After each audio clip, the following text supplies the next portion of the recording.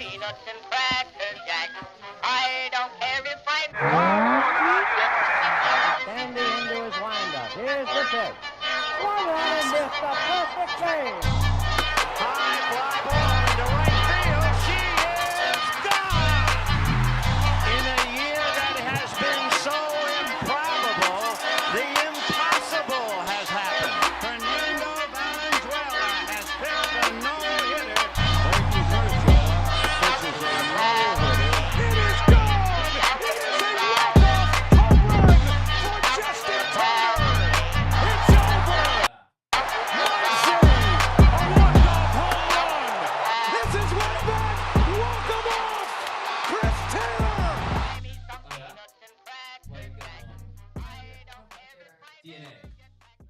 It's time for Dodger baseball. Welcome to Dodger Stadium. Dodgers win.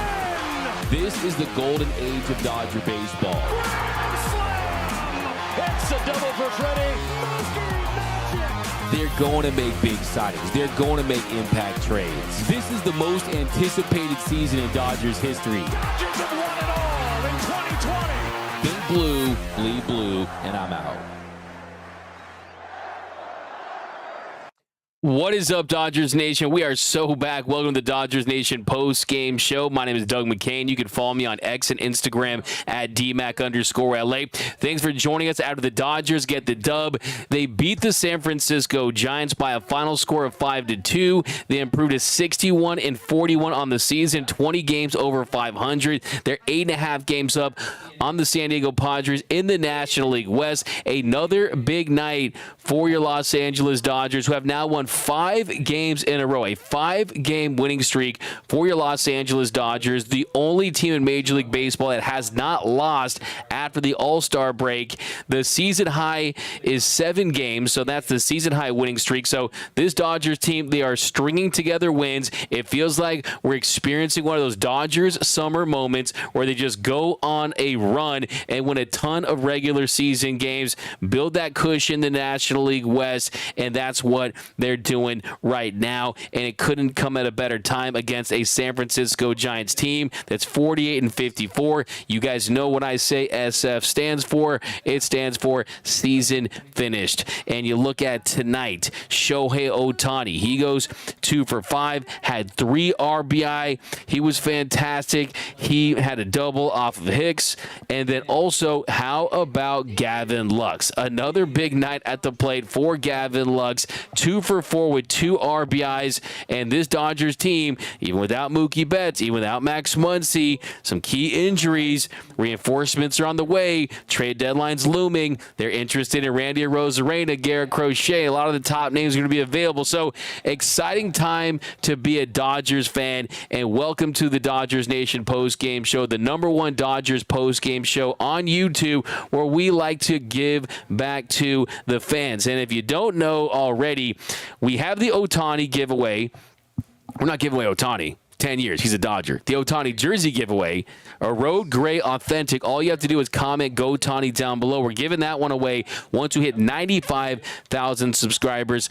But you guys know I had to pull some strings. I said, you know what? We're giving away something before that because these are the best fans in the game. So I said, you know what? Why don't we give away a jersey for the newest Dodger if they acquire some? If they don't, you can get any jersey you want. But this is going to be for the newly acquired Dodger at the trade deadline. They're going to get someone, okay? So all you have to do to get that is, earlier we said deadline, but if you want to be eligible for this one, comment Let Friedman Cook down below in the comment section. Let Friedman Cook. And once we hit 94,000 subscribers, which will happen shortly here because of the trade deadline, the madness, you guys are the best fans of the game, we will pick one lucky winner. So that's how you are eligible for that. But welcome to the show, guys. Late night edition.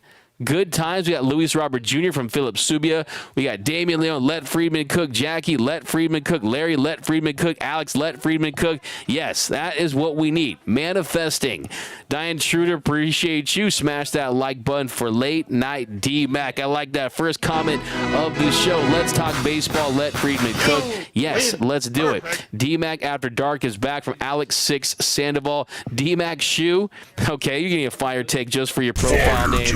Lux is starting to prove himself, but how long will it last? That is the big question, because heading into this game, last 12 games, hitting over 300, slugging over 600. You're seeing him use the big part of the field. He's getting doubles down the left field line, getting home runs to left. You're seeing better at-bats from Gavin Lux. And it's one of those situations where you're saying, wait a minute, is this a guy that is just trying to maintain his role and survive the trade deadline? Or is this someone that has unlocked something, has something clicked for Gavin Lux? And I think that it could be a combination of both, but the results are undeniable at this point. I mean, you're talking about someone that in this streak has contributed on a big, significant level, and he's giving this offense what it needs, and you're seeing him contribute early in games as well, and not just in spots where, okay, they're front-running, or not just in at-bats where he's ambushing. No, we're seeing great two-strike hitting, and tonight in the bottom of the first inning, after a 2-out Freddie Freeman, he gets hit by a pitch. Teoscar Hernandez, he draws a walk. Freddie Freeman already advanced to second on a wild pitch by Hicks. Well, that set the Dodgers up with runners on first and second, and Gavin Lux at the plate. Now, Gavin Lux, if you look at the lineup today, he was batting fifth. The lineup had Otani, Smith, Freeman, Teoscar, and then Gavin Lux. And they liked the matchup with Jordan Hicks, and they definitely liked the results after Gavin Lux was able to get that double, put 2 runs across, and give the Dodgers an early 2-0 lead. Down the line, and the Dodgers jump out in front of the first inning. It's a 2-out burst. Lux is headed for third with his helmet flying off. Here's the relay. It's a perfect one, and he's out. But a 2-out, 2-run double to start. And that's something that this year's Dodgers have been lacking compared to last year's Dodgers. Last year's Dodgers, they were an anomaly in a lot of different ways, in the fact that you survived all those injuries, and you were still able to win 100 games in a season that a lot of people say, okay, this was going to be the down year for the Dodgers. This was going to be the year that the Dodgers didn't win 100 games, and they were transitioning. They were just waiting for Ohtani. But the truth of the matter is they exceeded expectations, and one of the reasons why they did that was they were so successful hitting with 2 outs. 41% of the Dodgers' runs last season came with 2 outs. So to see them have success tonight in that department, and to see them continuing to have success like we saw tonight, that is going to go a big way into winning in October. So give Gavin Lux all the credit in the world for turning it around right now. I've said on the show millions of times, it takes longer than 1 good game, 2 good games to get out of a slump. It takes more than 1 bad game and 1 terrible game to really get into a slump. So we need to see it for a sustained period of time, but I think no one's asking for Gavin Lux to put MVP numbers, but if he can be an above-average bat, he's already an above-average second baseman, and he could be an asset if he continues to perform like this. But let me know down below in the comment section, are you buying this from Gavin Lux? Are you buying it? Do you think this is sustainable? Lawrence Jarrett says, Gavin Lux is changing our minds about him. He's playing like he did before he got hurt. That's a fire take. And here's the thing. Fire take. We keep it 100 on this show, right? We're not just going to sunshine pump and everything about the Dodgers is all great and sunshine and rainbows all the time. That's just not how it is, right? You're going to have the ebbs and flows of the regular season. You're going to have the ups and downs. But based on new information, based on new results, opinions can change. And I think with Lux, the difference here is it's not like he's going out there and just getting singles and soft base hits. He's going out there and he's slugging.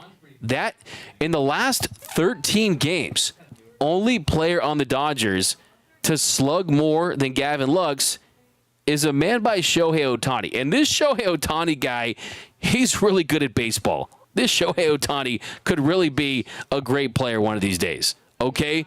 So you're talking about a lineup that consists of Will Smith and Teoscar Hernandez, boppers, Freddie Freeman, boppers, great hitters, and Lux is slugging more than any of them in the last 2 weeks. So it's definitely not nothing.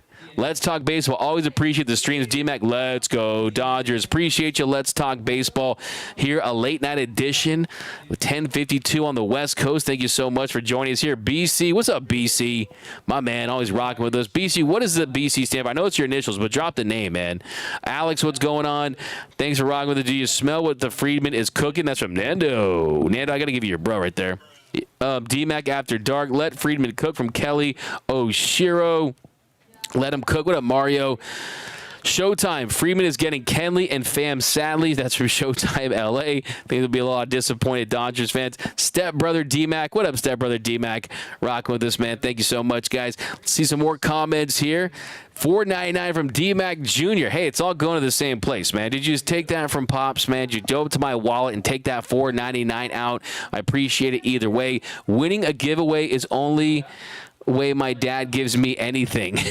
That's a fire take. It's a fire take. Comment on the show right there from D-Mac Jr. Let Gavin cook from Derek Anderson. Let Friedman cook. Lux has been in a slump, and all of a sudden, right? For sure. Larry, thank you so much over on Facebook. Kenny Chung, I promised that I wouldn't throw any Lux shade tonight. Must resist the urge.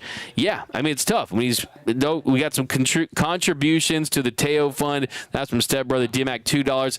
All that money is going to that Teoscar Hernandez extension.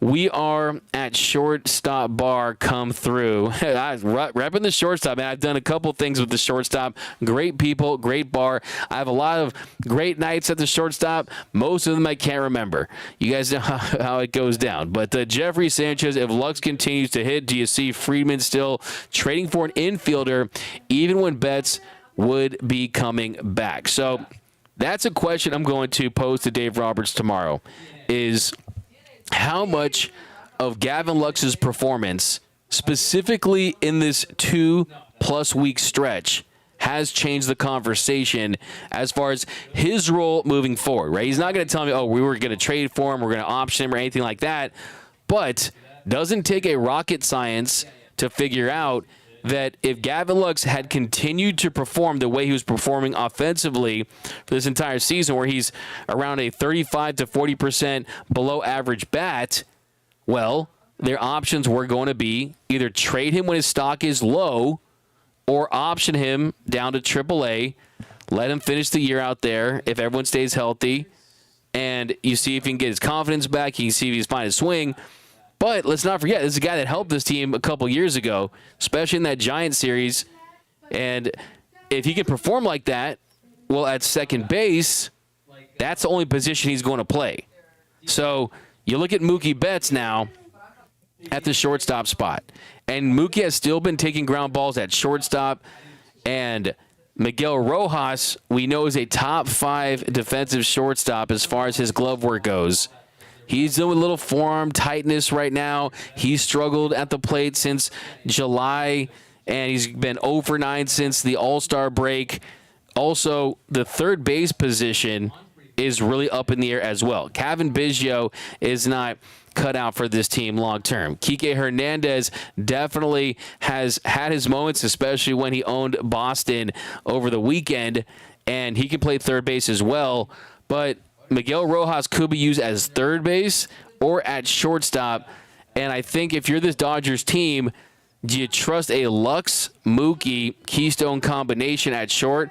Or do you go out there and try to include Paul DeJong in the deal with the White Sox when they attempt to acquire a Luis Robert Jr., a Garrett Crochet, a Kopech, guys like that? I still think that ultimately, when you look at the shortstop position, a lot of it depends on the production of the outfield and who they get in the outfield. So if they go out there, they trade for Luis Robert Jr., he immediately becomes your center fielder. He's an above-average center fielder, really a great center fielder when he's right, and at the plate, he's an extremely dynamic bat, an all-star hitter at the plate. So he's your starting center fielder at a premium position. Then right field, the debate is Hayward. The debate is Pages. The debate is Teoscar during certain spots against certain matchups. But we know the corners are going to be a mixture of Hayward and Teoscar and Andy Pages. I don't think Andy Pages is going anywhere. So I think the corners, that's where you're going to be. Now, if they go out there and trade for Randy Arozarena, they don't get a Luis Robert Jr. We're going to talk about Randy Arozarena here in a second. Then things become a little complicated. But it's going to be difficult to move Lux anywhere unless he's packaged in a trade. So do the Dodgers include Gavin Lux in the trade to get Crochet and get Luis Robert Jr.? It's possible.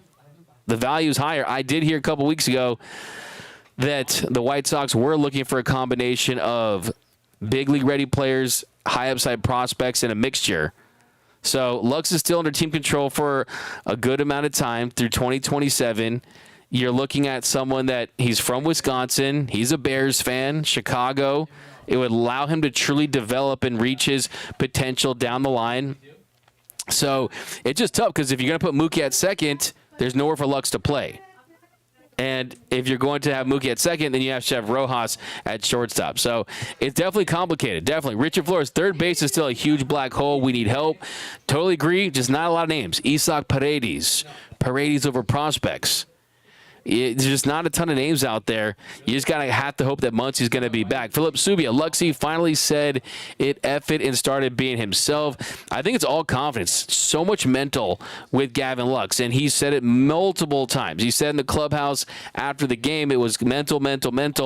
And it's not just, I'm going to go out there and have confidence in myself. It's also, hey, my knee was severely injured, and it's tough to go back there and just day one get that grounded approach where your legs and your swings in sync. So here we go. Good times are here. Confirmed. I'm buying Lux at least until Mookie comes back from Michael McCaffrey. D-Mac Shoe class now pitching tomorrow. What up, Doug? What up, Justin Lamas over in Paris? Petty. His comeback was overdue. That's from Alex. Definitely agree with that.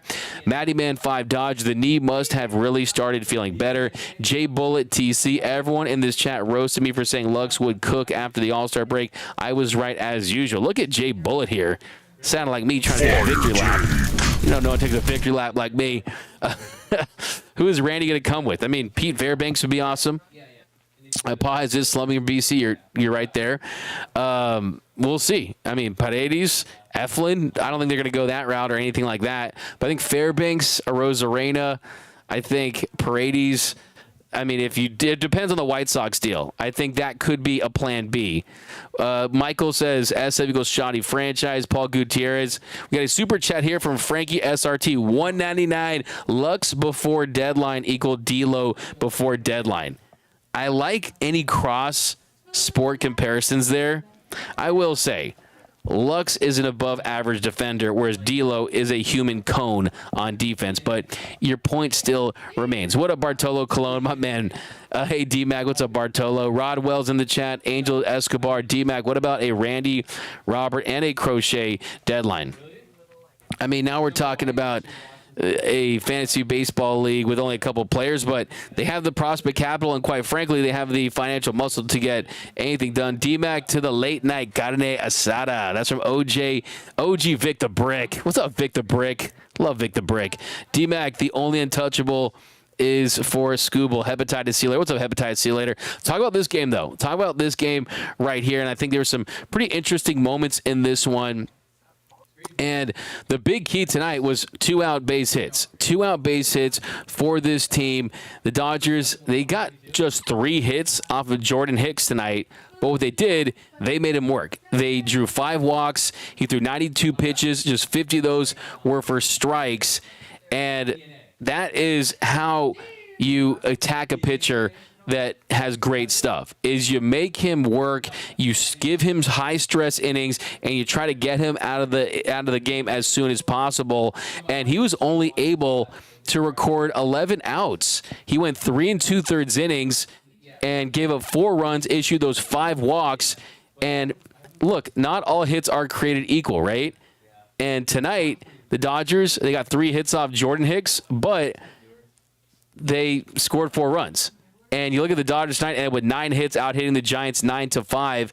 But one of the big innings, of course, Shohei Ohtani, who was people wanting always going to start slumping, and is he starting to calm down? No way. I mean, you saw the bomb he hit over the weekend. You saw it tonight, bottom of the 4th inning, after Jason Hayward 1-out walk. Gavin Biggio, that was going to pass out. Gavin Biggio singled to right.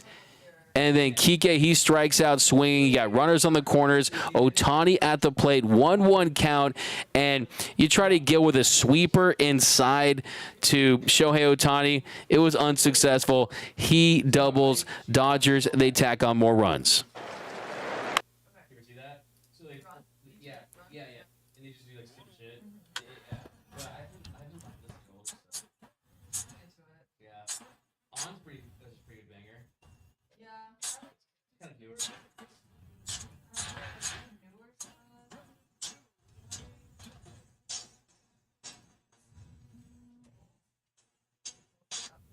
That put the Dodgers up 4-1. Really nice slide there by Gavin Biggio. Nicely done for him, seeing him contribute. He was happy about that, I'm sure.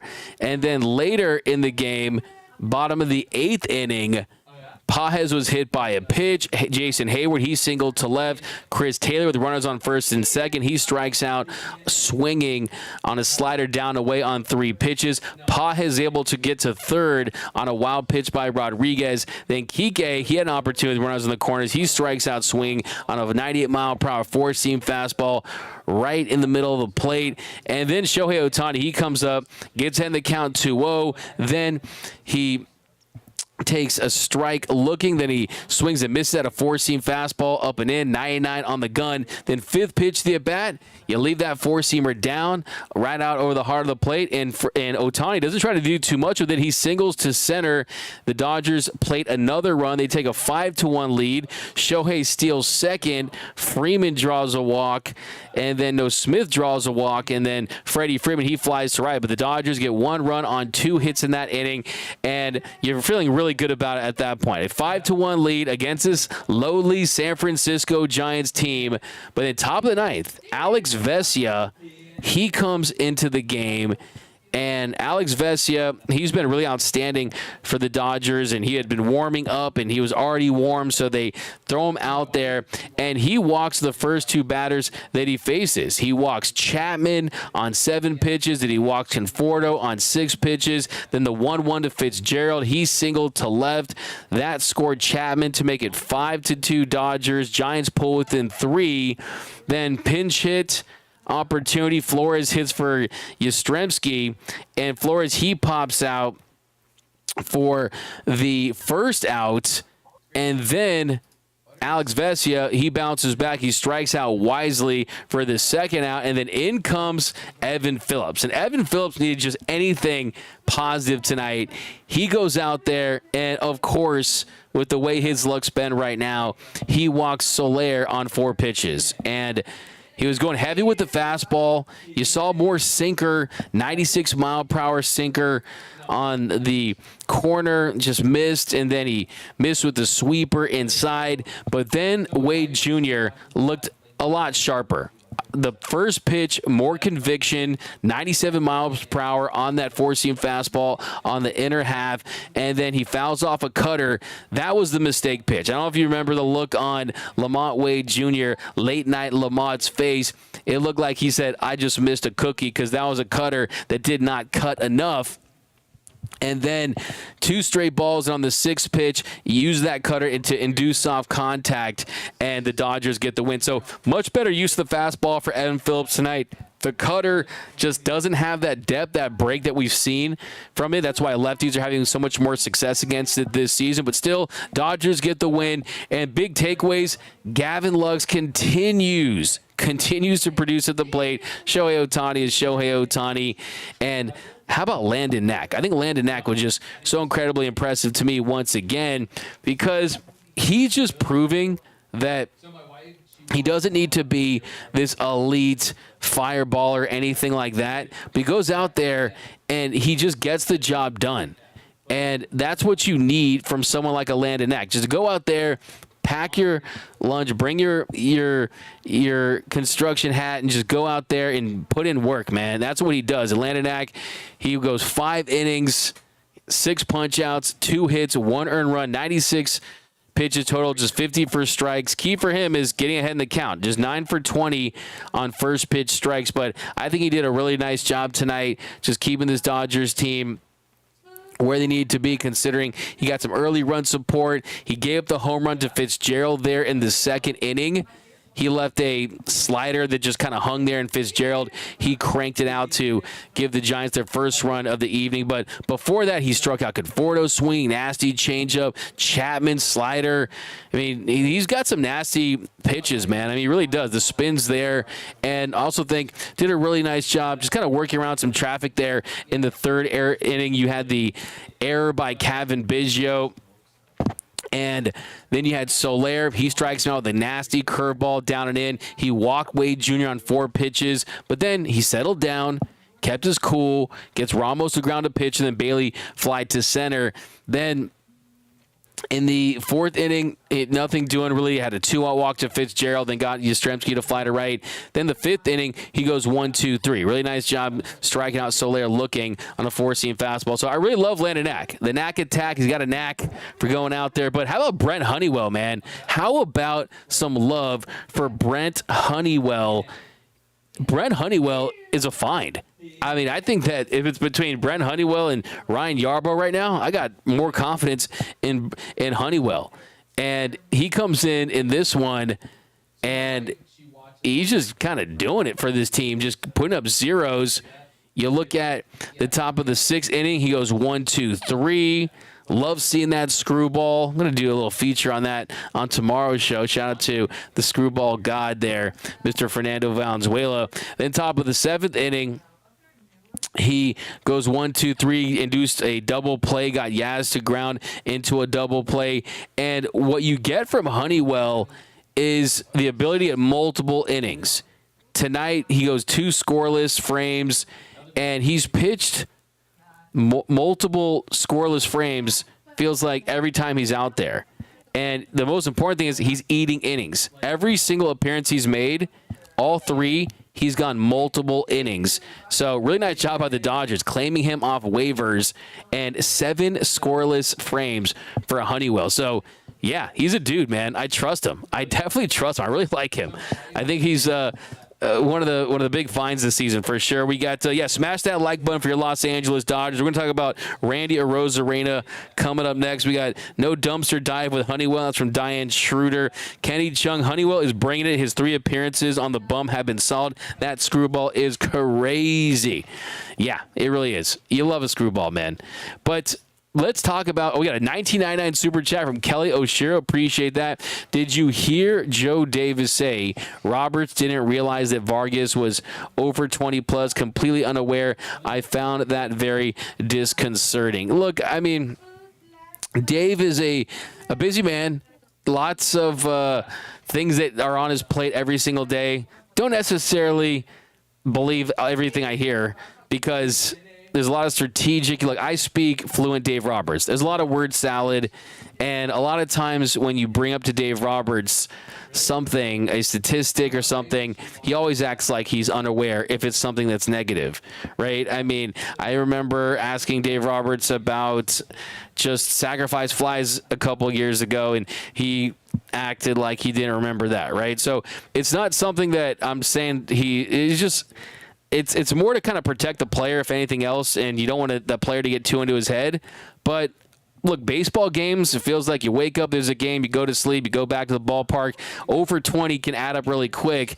But I think with Vargas, I mean, if you're the Vargas, right, and you're this Dodgers team, and you might want to include him in a trade, you might not want to publicize that he's over his last 20, even though these guys aren't going for the consumer stats that a lot of baseball fans are referencing when evaluating a player. But I think it was innocent. I wouldn't make too much of that. But, yeah, if you're Dave, you kind of just probably want to answer that question a little differently to inspire some more confidence in fans that don't think that. But Vesia is locked in from Sackzilla 06. Ronald Gary. Vesia has been so fun to watch this season. He's got so much contagious energy. It's a fire take, and he's got that fire in him. Yeah, there's no doubt about it. I think what Alex Vesia is, as good as he's been in the regular season, we've seen him have long stretches where he's extremely effective. You're seeing him yell on the mound. He's just like, I mean, I'm waiting for him to pull like a Bang energy drink out of his pants and just chug it on the mound, maybe slap him together like Stone Cold Steve Austin. I mean, the energy he brings. And a 1.41 ERA in 44 and 2/3 innings. Allowed 4 home runs this season. The strikeouts per 9 at 12.09. He's been fantastic this season. Make no mistake about it. We've seen him have really long stretches where he's been great, and he's faltered in the postseason with limited opportunities. So the big question is, do you really trust Alex Vesia as your high leverage guy? I still think they want to go out there. I still want to see Tanner Scott in a Dodgers uniform. And yes, Alex Vesia, he's absolutely earned the trust of a lot of Dodgers fans and a lot of Dodgers coaches and the manager and everyone within the organization. But, yeah, I definitely think that he's someone that has earned some equity. But for me, I kind of want some trusted guys, too, to pair with him as well. But he's been great. Could Honeywell be the closer from BC? I wouldn't say that. I mean, it's a nice thought for sure. It's a nice thought, and he has been really, really nasty. And I would say he's just been really consistent. But for the closer, you got the closer's mindset, and then you also want above-average strikeout rate and whiff rate, because in that situation, the more bats you miss, the less pressure you put on your defense. And that's the ultimate. When you have a guy that can go out there and just slam the door shut. And if you look at his strikeout rate, it's below average at 19.4%. Doesn't miss a ton of bats. The whiff rate is at 20%. But what he's great at is limiting hard contact and missing barrels and average exit velocity. So I don't think that they would toy with that idea. But, I mean, the better he is, and someone's going to definitely get a nice little feather in their cap for deciding to bring him in. But let's kind of use him in the role that Yarbrough was used in, really, and see him go multiple innings, but do it with zeros. We got Fire LeBron and Rich Paul. Okay, LeBron catching some strays on the Dodgers Nation post-game show. But let's get into some Randy Arozarena. And I'm going to do some trade packages on tomorrow's Dodgers Dugout Live. But I like the Sackzilla 06. Biggio's Pete Rose slide into home on a not-so-close play was the highlight of the year. I was laughing when I saw that slide by Kevin Biggio for sure. There's no doubt about it. I mean, this guy's out there playing for his life out there, and it's like all-star game Pete Rose. Kenny Chung, Bros cannot be trusted. Possible DFA incoming for him as well. He won't be on the postseason roster. Yeah, you're probably right about a lot of the things you just said. So, yeah. Lots of roster moves are coming too, and we're going to focus on that as well. But you look at the guys on the injured list that they're returning. You look at the trades they could be making. Could be a lot of guys that you see on this roster today won't be on it this time next week. So buckle up. It's going to get wild. J Core 631, Yo D-Mac, what do you feel about Kershaw pitching on Thursday?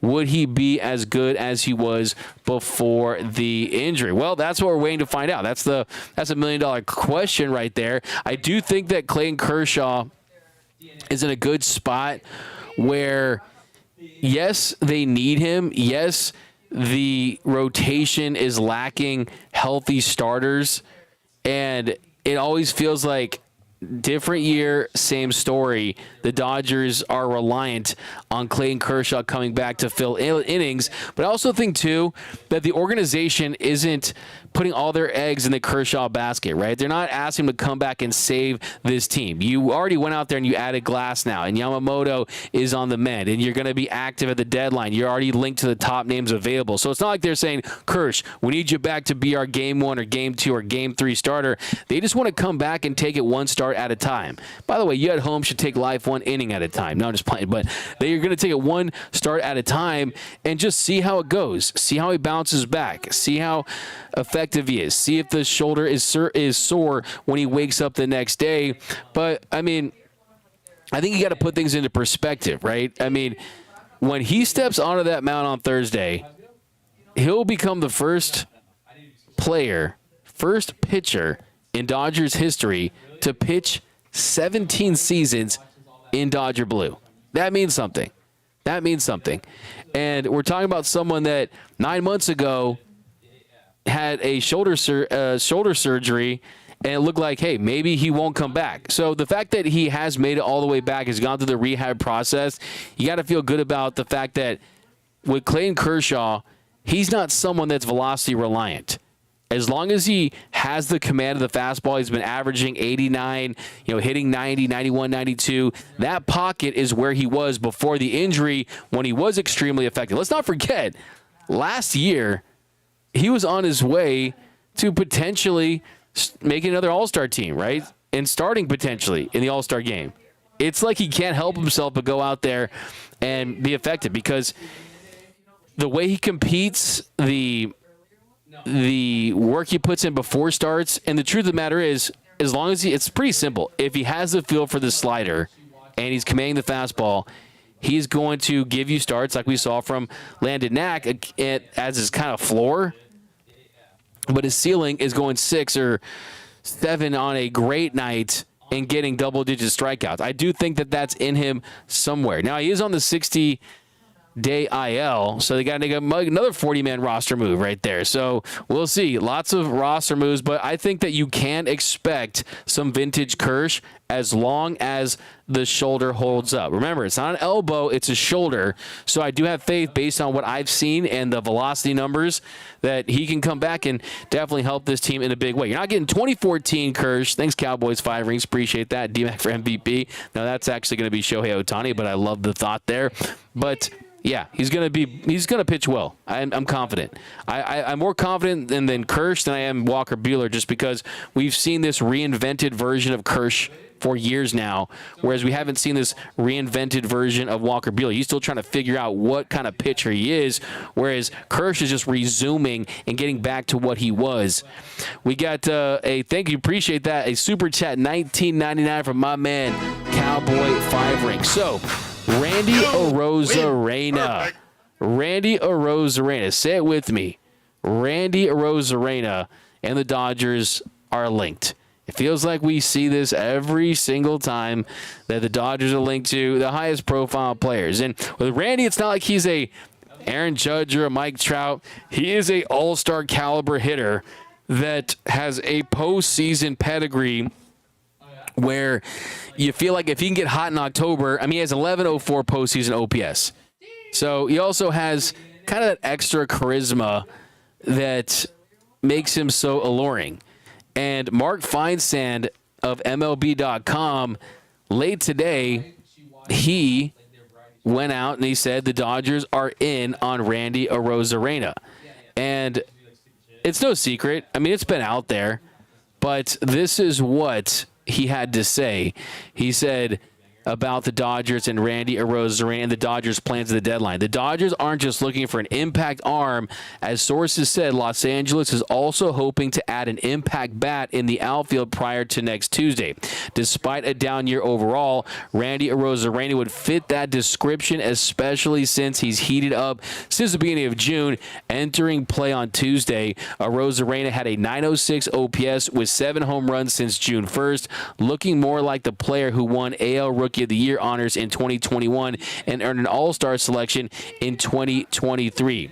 The Dodgers are in on Arozarena. A source said he would be a great fit there. Now, Randy Arozarena, he's taken home $8.1 million this season, and he has 2 arbitration years left.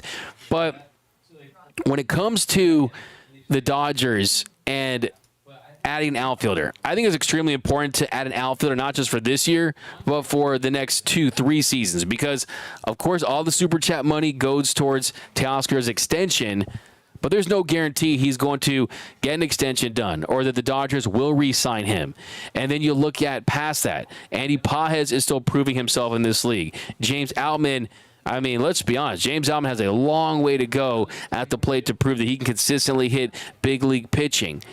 And then you look at Miguel Vargas. Do they trust his defense long-term? They love the hit tool, but they want some more veteran players in the outfield that they can trust, because this team, as long as you have Shohei Ohtani on the roster, they are all the way in. So Randy Arozarena, multiple years of team control, can help this team this year. Absolutely an infusion of personality and charisma. He's got that dog in him. Dodger dog of the game. And then on top of that, look, he's not going to be batting second or third in the lineup like we've seen him do in Tampa Bay. He's going to be batting sixth, seventh, down in the order, and he's going to make this lineup longer if they were to trade for him. Now, if you look at the arm strength, it's not great at all. He has to play left field. He does it at a below-average level.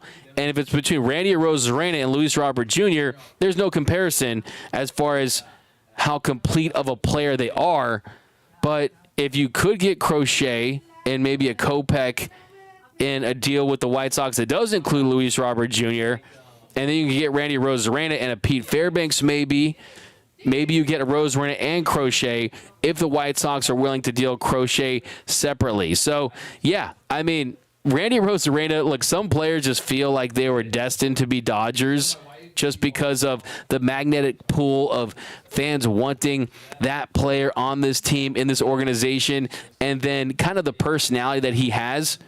Randy Arozarena could be one of those guys, right? I mean, he would instantly become a fan favorite. But some things that I kind of wonder is, will the Rays truly trade him because his stock is a little lower right now? I think teams out there realize that he has been really good for the last couple of months. And if you look at June and July, I mean, his weighted on-base average was 394 in June, 390 in July. His weighted runs created plus since June, it was 163, July 160. So the truth of the matter is he's been one of the top 30 most productive hitters in Major League Baseball for the last 2 months.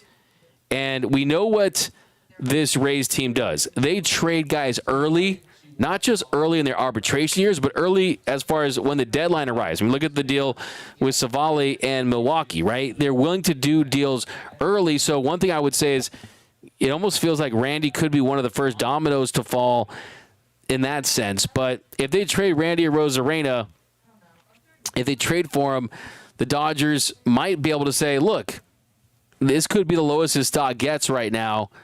And you're looking at the whole entire year, the defensive value that he has. I think the Phillies are a team that's the main competitor because the Phillies, they need an outfielder as well. But, yeah, I think option A is Crochet and Robert Jr. in a mega blockbuster deal. That'll go down as one of the top blockbuster moves we've ever seen at the deadline.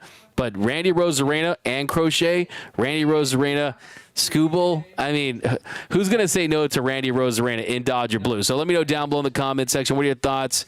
And we'll talk more about it tomorrow on Dodgers Dugout Live. We'll do more of an in-depth deep dive. But Cards ain't trading Arenados from Sammy Boy Smith. What up, Sammy Boy Smith?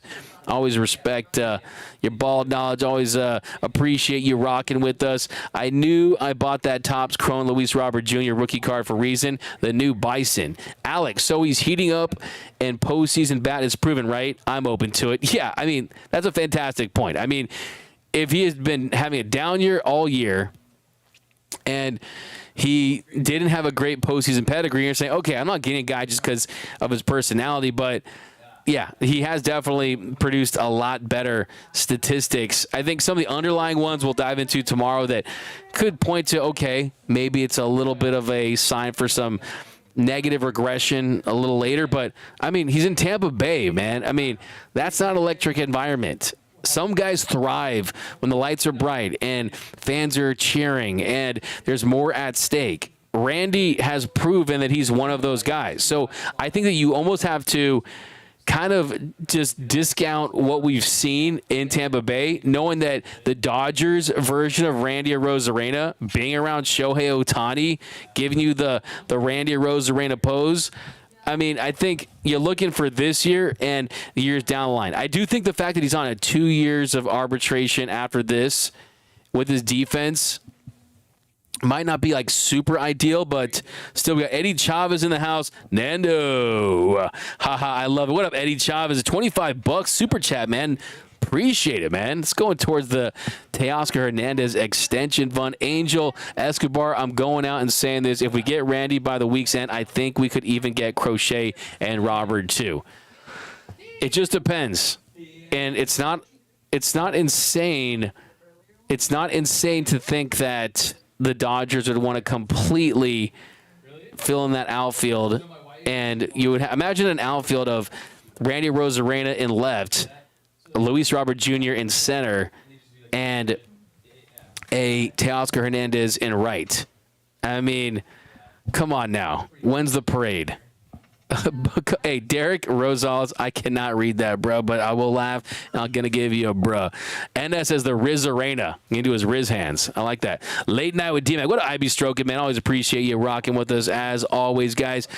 But why don't you actually read this? I actually do read all of them, but we got Tupac, says Ricky Flores.